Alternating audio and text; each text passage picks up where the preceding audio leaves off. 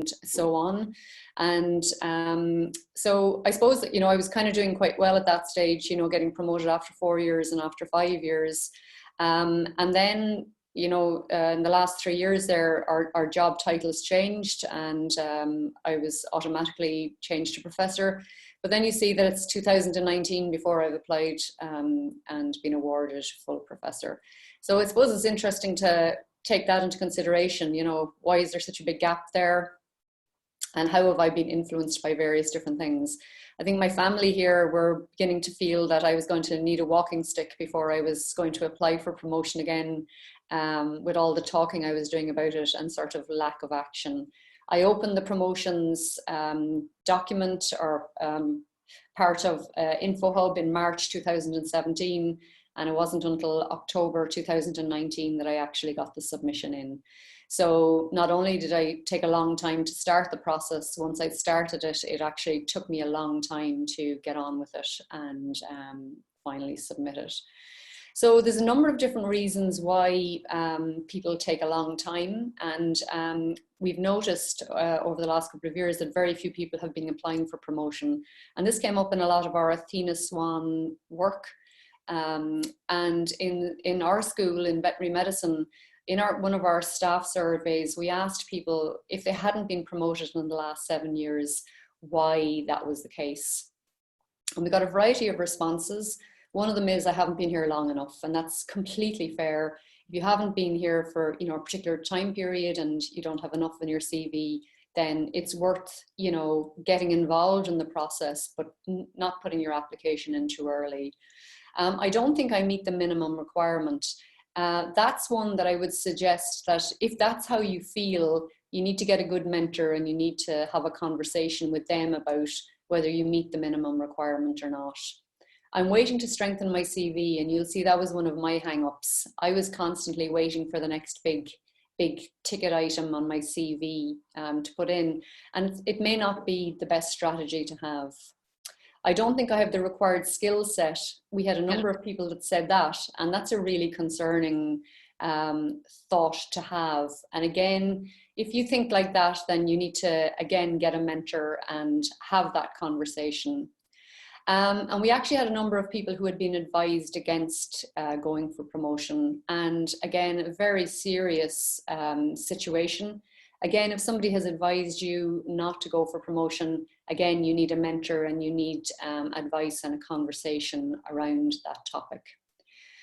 So in terms of myself, why did it take me so long? Well, first of all, the deadline or the absence of a deadline. I found the absence of a deadline absolutely head-wrecking altogether. I'm very competitive. I like a deadline. I need to know on the 5th of 5 p.m. on a certain date that I need to have this application in, and I would stay up all night for many, many days to get something finished. When I didn't have a deadline, I just kept putting it off, and other things that had deadlines took priorities. Second of all, I would definitely have been lacking confidence. That would come a little bit because I'm very introverted, and introverts tend to be, struggle a little bit more with these things.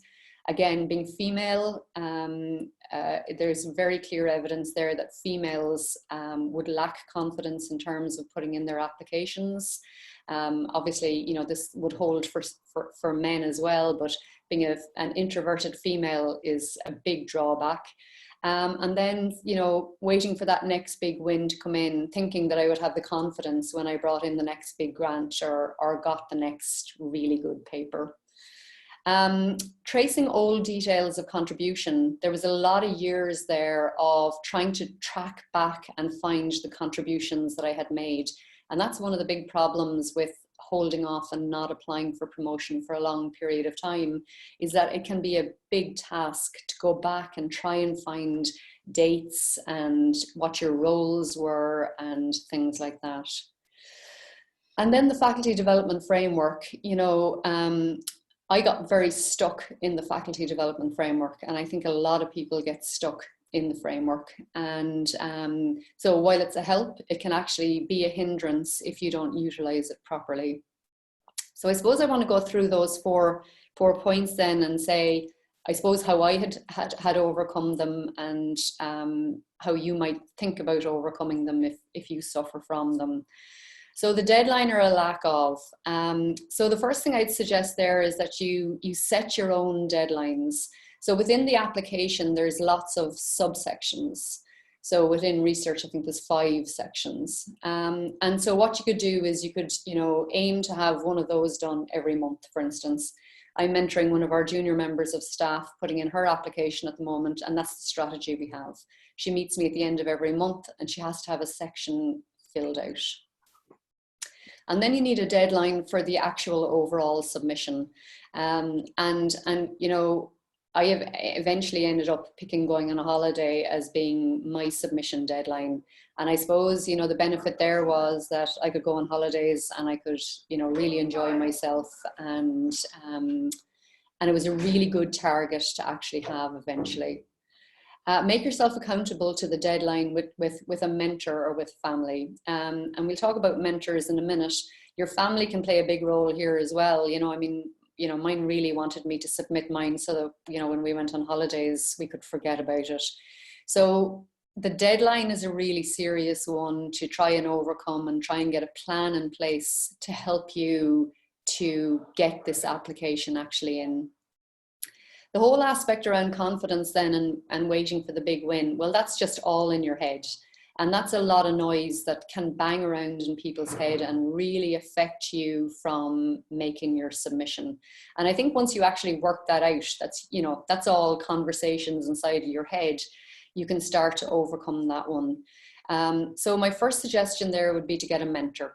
And a mentor has to be somebody who really values you, value what you do, and believe that you should be applying for promotion and that you should get promotion.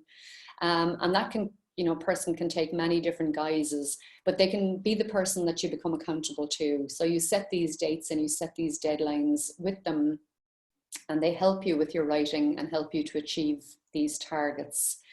But you still have to have the confidence to go about the process yourself.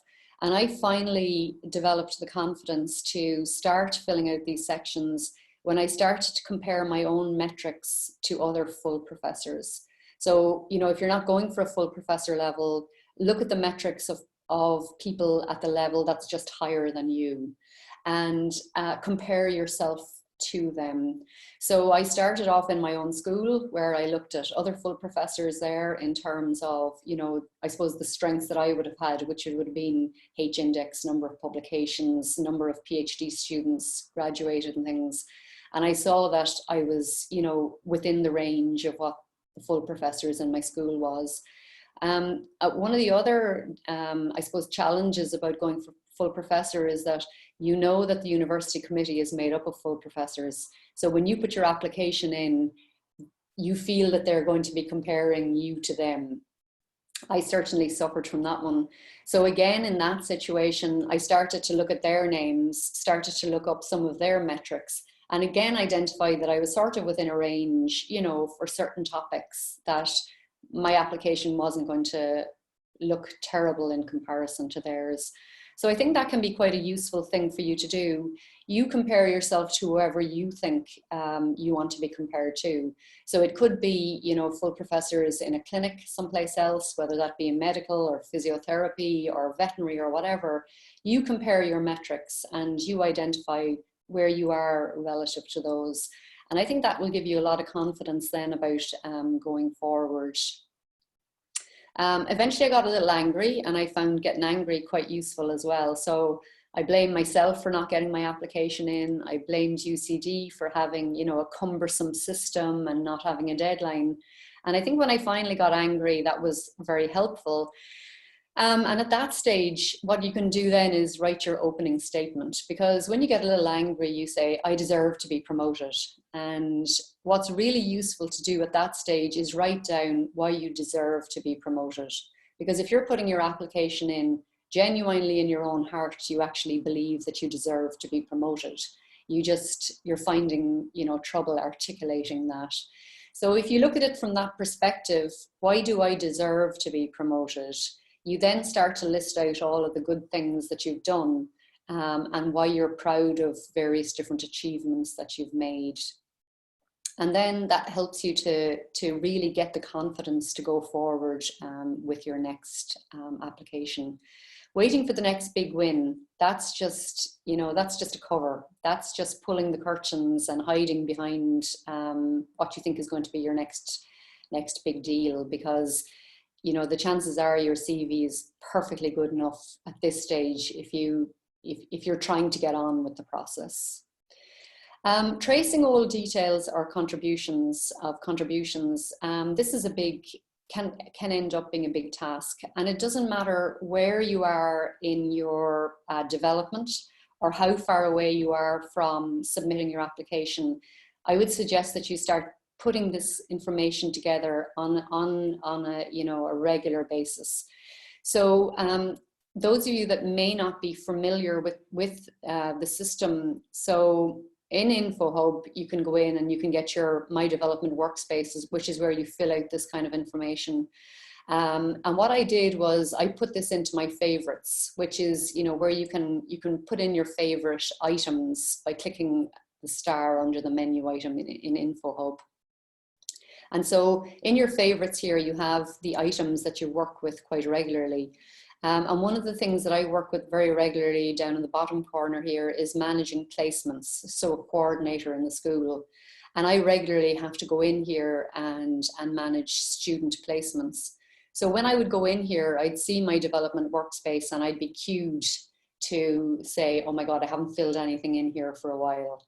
And so if I had a little bit of time, I'd go in and I'd add in something to it. So it can be a nice way to remind yourself to go in here and do things. I know some people put aside a little bit of time, maybe every week or whatever, to do this. So again, if you haven't been into your development workspace or whatever, this is what it looks like. So, you know, it's got your name, it's got your photograph, it's got your qualifications, publications, Scopus information. They all come in here automatically. Your research proposals and your research grants, that your awards that you currently have, they're automatically populated in here as well from UCD Research. And then your P4G reviews, your graduate research students, they're all listed here. But under career contributions, this is where you start filling in this information yourself. So you can press this blue button here, add contributions. You can add in external, you can give a description for it, from and to. So, you know, if you were on a committee, when did it start, when did it end, and write in a little explanation going with that. And so you can start adding in, you know, from today, you can start adding in any information, any committees that you're on, any external work that you do.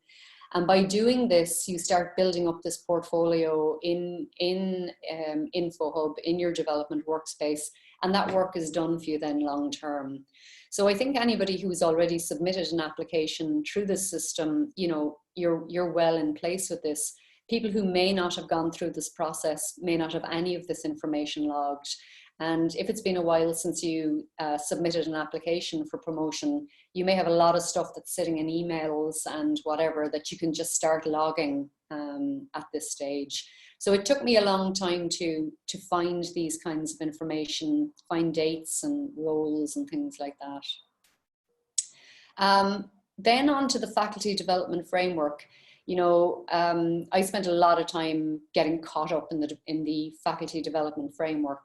And at the end of the day, it is what it says. It's a framework. It's only a guide. And I think a lot of people spend a lot of time going through all of the various different sections of it and really fretting because they're not excellent in all of the various different sections or whatever. And of course, that's not how it works. It's just a structure, and you really must make sure that you're not being a slave to the framework. Okay. What's really far more important is that you lay out who you are. You say who you are, what you've been doing, and why you deserve to be promoted. And at the end of the day, the faculty development framework, it just gives you guidelines around that. And I think what really helped me was when I found this section in it, which says, it's not expected that faculty at higher grades would necessarily be working at levels of substantial, outstanding, or exceptional achievement across all dimensions. but that activity at a higher level in one area would balance against less activity in another dimension. And that's really important because, you know, you may have a really outstanding, you know, profile in a particular area, and you may be feeling weak in another area. And that's certainly how I felt. And finally, once I worked this out, I was able to make a bit of progress then, and I was able to work out that I could use the faculty development framework to play to my strengths and then to balance out my weaknesses. And that's really what you want to do, is you want to highlight all of the wonderful things that you do and then balance that with the weaknesses. So not necessarily say that they're weaknesses by any means, but that's saying that you're performing at a reasonable level in those areas while you do the really excellent work around the areas that are your strengths. So in terms of the opening statement then, I think the opening statement is really, really, really important. It has to be really strong. And what you see is that when you get the review from your head of school and the review from the head of college, they use your opening statement quite a lot, actually. Now, they definitely read the rest of the application and you can see that in it, but they take a lot of information from the opening statement. And it's really important in here that you set the tone of who you're comparing yourself to. So, you know, you're either a really good researcher and, you know, you're comparing yourself to other like-minded ones. Maybe you're a clinician, maybe you're a teacher and you're being excellent in those areas. So you set the benchmarks in here as to who you're comparing yourself to. So in terms of what I said, and I had a hard time writing this because there's sort of, you know, there's big statements in here. I'm an internationally recognized researcher who achieves academic excellence with impact. I strive for excellence in research, teaching, and contribution, and all of my goals are underpinned by a requirement for positive academic, societal, and economic impacts. Since promoted in 2006, I have made a significant achievements in research and contribution. And what's important there is I would have felt that teaching was my weakness, in the sense that I just do the teaching that I'm ascribed to do within my school. I'm not innovative in teaching. I haven't done teaching courses. So I said I've made significant achievements in research and contribution. I outline below the facts that provide grounds for my promotion to full professor. So I picked out about 10 really key facts that I felt why I deserved to be promoted to full professor, okay? And then I allow that then to balance out the weaknesses that are in my system, okay? So just in terms of just an example of one of the I suppose, the positive facts that I had. So just taking the first part of the faculty development framework in terms of publication and profile. So here then I just basically said, I've sustained record of peer-reviewed research publications in leading international journals. I currently have a total of, I think it was about 205 publications at the time in full-length peer-reviewed publications. I'm first author on whatever number of those and last author on further ones. According to Google Scholar, I have a H index of, I think it was 44 or something, and an I index of whatever. This index scores are excellent for a scientist in the field of animal science. So I'm telling them who I'm comparing myself to. I'm not comparing myself to nature scientists. I'm an animal scientist. And then what's important as well is that you highlight what you did since your last promotion. I've published, I think it was 146 peer-reviewed publications since last promotion in 2006.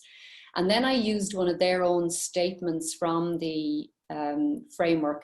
This exceptional and sustained record of publications has an impact and intellectual signature that's earned me a reputation as a leader in my discipline.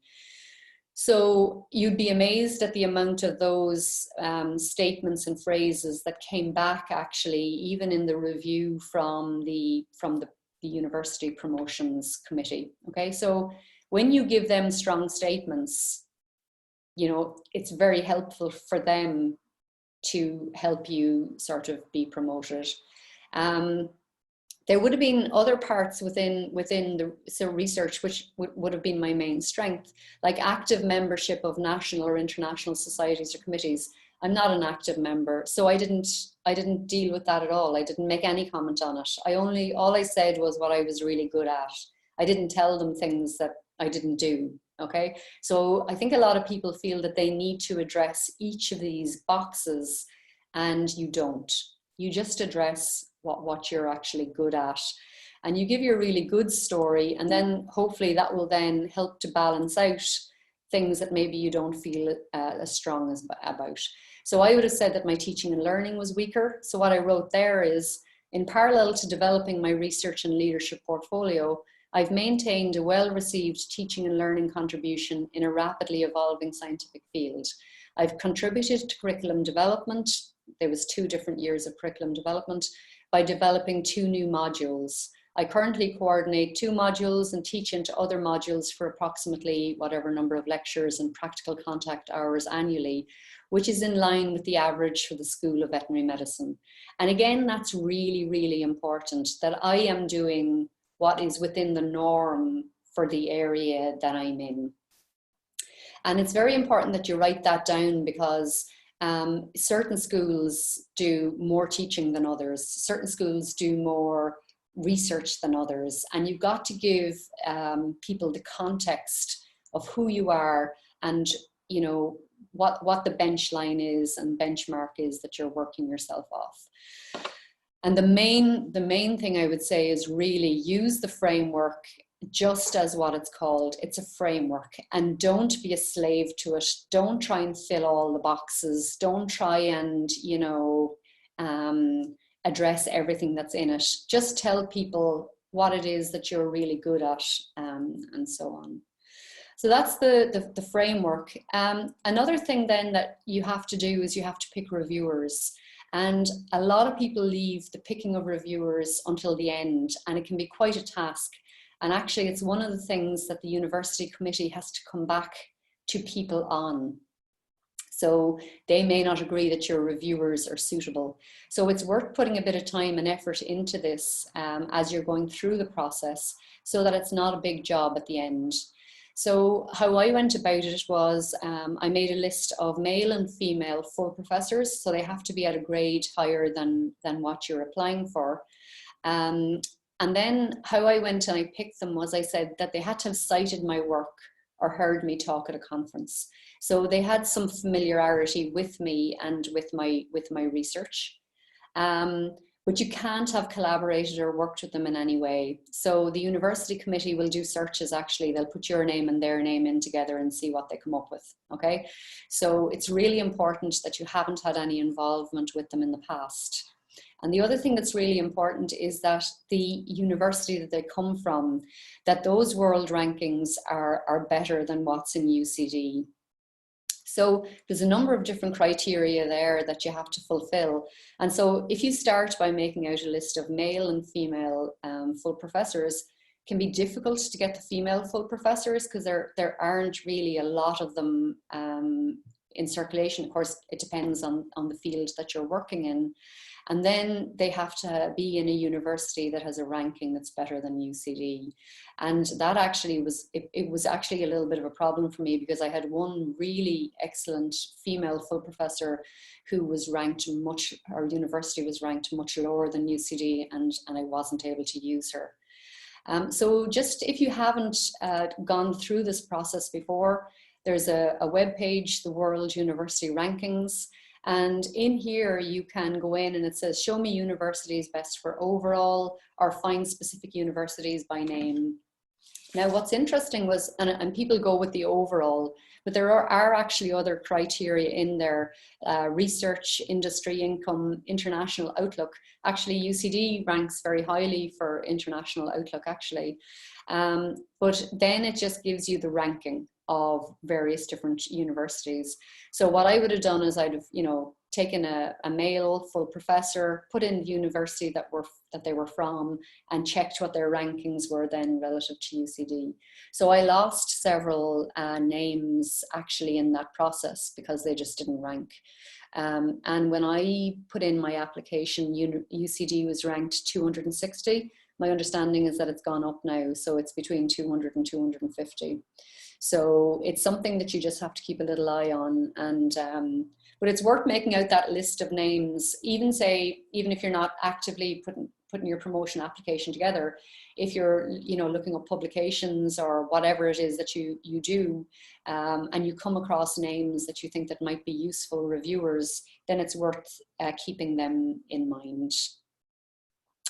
So in terms then, to be finishing up in terms of guidance and support, who are the useful, friends and allies that you can have in this system? Well, your head of school is vital. And I would suggest that you go and talk to your head of school at a stage where you feel ready to do that.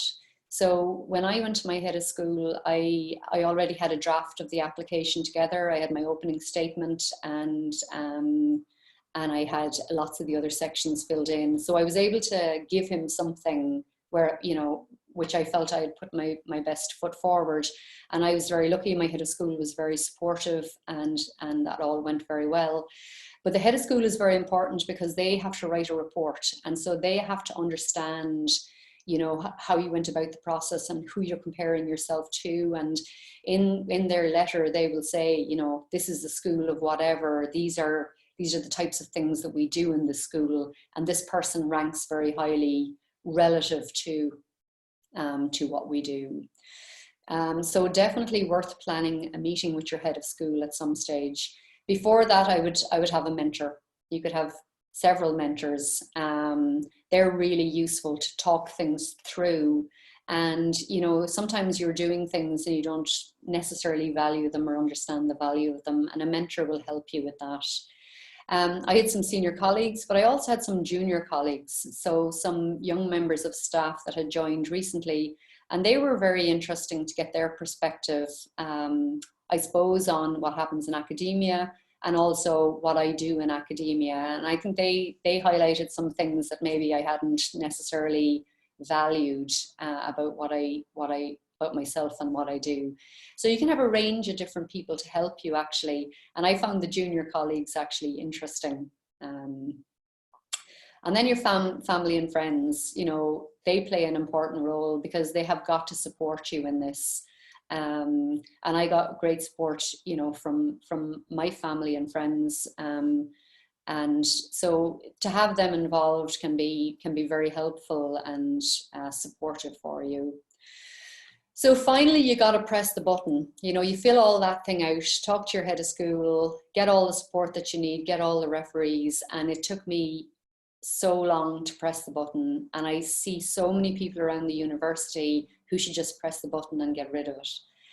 But you're always just, I need to read over it again. I need to, get that next paper and add it in there. It's a really good time now to get your applications into the system. The university committee would have taken a break over the summer. There's a little bit of a backlog of applications there at the moment, but it's well worth getting them into the system because it takes a while for them to check the reviewers and get approval for those and so on. So don't be dawdling around. If you feel you deserve it and if your head of school agrees with you, then press the button. I actually pressed the button by mistake. When you send it to your head of school officially through the development workspace, that's it actually gone. I sent it to him and I thought I would get his comments back and I could integrate them into it, and I couldn't. It was actually gone at that stage. So just be aware of that. So just to give you some final timeline on what happened in my situation, I submitted it in October 2019 and it was approved in April 2020. So it was sort of 6 to 7 month kind of a time period that it took to get through. My understanding at the moment is that it's taking a bit longer because there are now actually more applications have gone in over the last couple of months. So, you just get on with it, submit it, and try to forget about it. I was waiting 7 months, and it seemed like a long time actually to be waiting. So that's basically it, Marguerite. That's all my thoughts on the issue. Okay, thanks, Torres. That was great, actually. There's a lot in that. Took a long time to push the button.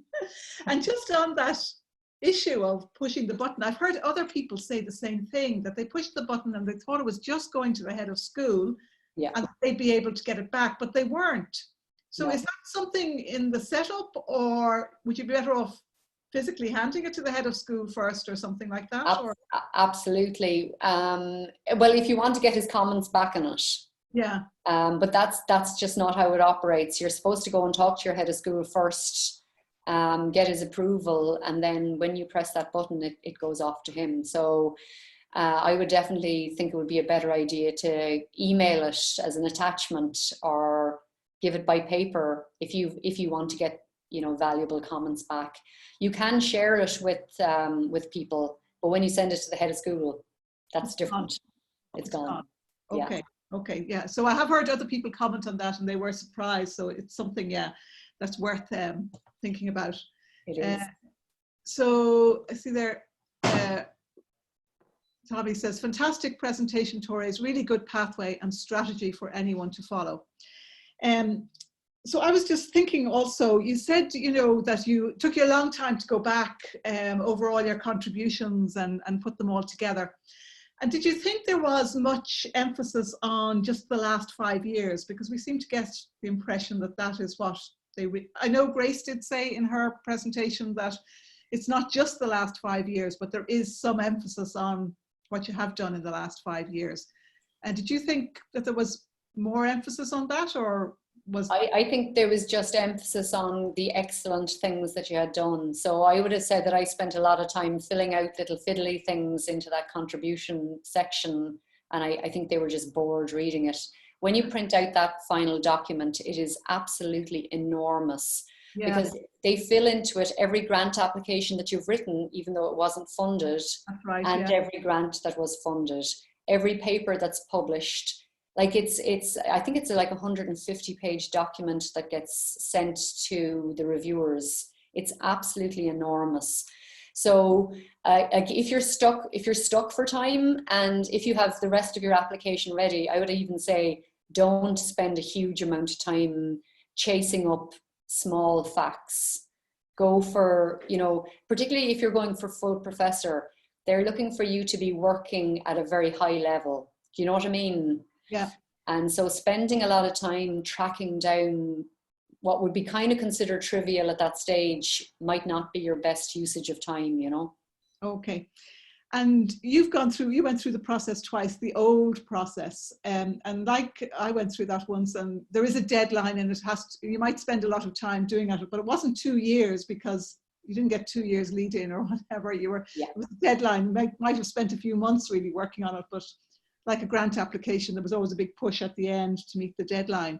Would you have found this process just a little bit more onerous? Oh yeah, it's so much more onerous. And the online system is very tedious. And what I didn't say there, and I should have said it, was each of those sections, you're given 4,500 characters. Yeah. And 4,500 characters in a Word document doesn't match what's in the online system. So I don't know how it counts the 4,500 characters, but I actually spent a ridiculous amount of time having written something as perfectly as what I could, then having to cut it back down again to get it to fit into the 4,500 characters. So it's incredibly tedious, and you also feel that you have to fill up all of the sections, whereas in the old system you just literally outlined who you were and what you did. You know what I mean? I do, yeah.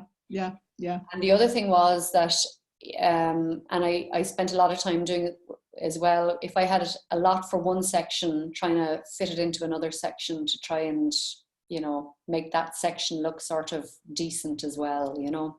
Okay. So this, where you put things as well, yeah. Yeah. And this concept of 4,500 characters per each of these sections it's very painful. It's very painful to try and get that balance right across them.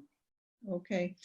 And just on that thing about where you put things and don't put things. So everybody, I'm sure a lot of people know that you led the Tina Swan application for the vet school. And so there's quite a lot involved in things like that, where there's lots of different things that you might have done in terms of getting that application together and then leading that. So is that like a one line in your application, I led the Tina Swan application, or can you take all the different things that you did and then put them into different sections? Yeah, it was all in the contribution section. But okay. I in fairness, I did my best to spread it across various different things. So yeah, I did. And I took the angle on EDI, which was separate from Athena Swan as well. You know what I mean? Yeah. So I really did try to make the best out of the situation, to be honest with you. Yeah. And I can go through that with you actually, Marguerite, because you'd be in a similar situation there. And I think Frank, you were there as well. That question was coming from, yeah. Yeah. And Catherine as well, actually. You've all been in a similar type of situation. So yeah, how to make the best of something like that, Yeah, which there was considerable amount of work involved and so on, yeah. And I got great praise actually in the final letter for that. Oh, right, good. Yeah. As being a substantial contribution to the university. Grand, okay. And just on that, the sort of feedback you get at the end, is it useful too, or is it consoling, or well, you got promoted, so I presume it was you didn't need to be consoled, and it was you were happy with being promoted. I was, but what it did show me was the importance of the opening statement, because what I put into the opening statement was a lot of what they came back to me and said, you are getting it because you have been excellent doing these various different things. Okay. So the point is, I gave them what they needed to hear. Yeah. To allow me to be promoted. Okay. And I think that's maybe why some people may not get promoted, is that they may not sell well enough, yeah. Yeah, may not tell enough, or tell it clearly, or put it in context. Okay, yeah, putting it in context. I think that's important, yeah. Yeah. Okay, so I don't see anything else there on the chat except people saying that it was wonderful, an honest presentation, and that they enjoyed it. If anybody has anything else there, or if you think of anything later, I'm sure Torres wouldn't mind you sent her an email or asked her a quick question. Yeah, I'd be delighted. Anybody that wants any help, give me a shout. I'd be absolutely delighted to help anybody, because sometimes you just need to have a chat about things, Yeah, I agree. So okay, will we leave it there, and thank you to everybody for tuning in. This is recorded, so Beth, I think you'll be able to send out the recording to anybody who's registered for the workshop. Is that right? Yeah, I will indeed. Yeah. Great. Okay. Thanks, everybody, and get writing now and doing your promotion applications. You get stuck in. Okay. Thanks very much, everybody. Thanks, Torres. That was wonderful. Thanks, guys. Thanks, Marguerite. Thanks, Torres. Bye-bye. Bye-bye. Thanks a million. Bye-bye. Yeah, thanks, Torres. See ya. Bye-bye. You're welcome. Take care now.